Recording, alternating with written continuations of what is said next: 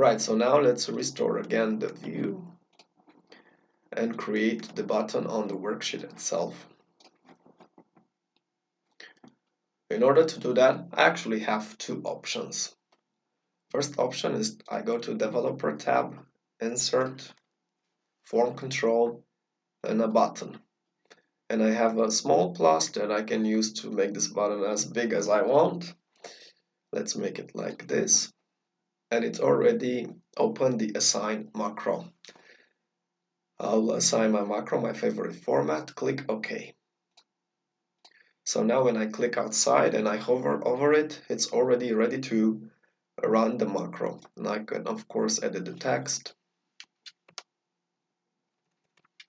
Let's say format worksheet.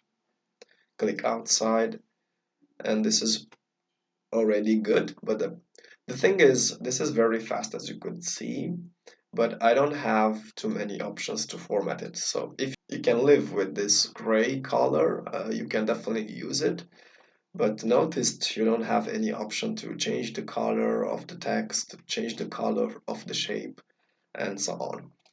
So if you want a better looking shape to fulfill the same purpose of running the macro, you can do that easily by going to Insert, Illustrations in my case, but you go to Shapes.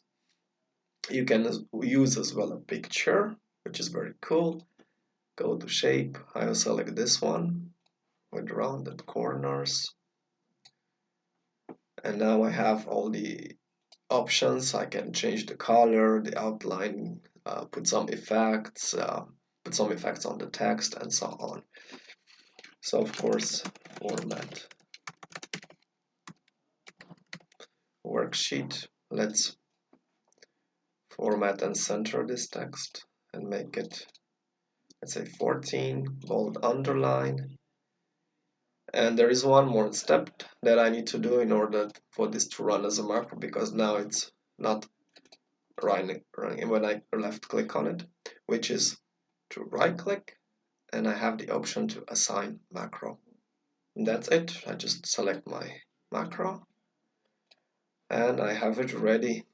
So let me just maybe remove this button and test it. So one click, everything is done. So what I can do for the look and feel is as well to select everything with Control A, use the borders, go to View, and remove the grid lines, and it's looking a bit better than before.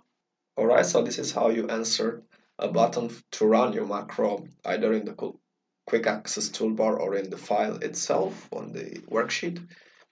In the next tutorial, we will be exploring the basics of dealing with errors when running a macro so that you can get confident in that situation. Please feel free to use the comments and let me know how this worked for you. And if you have any questions, don't hesitate to ask them.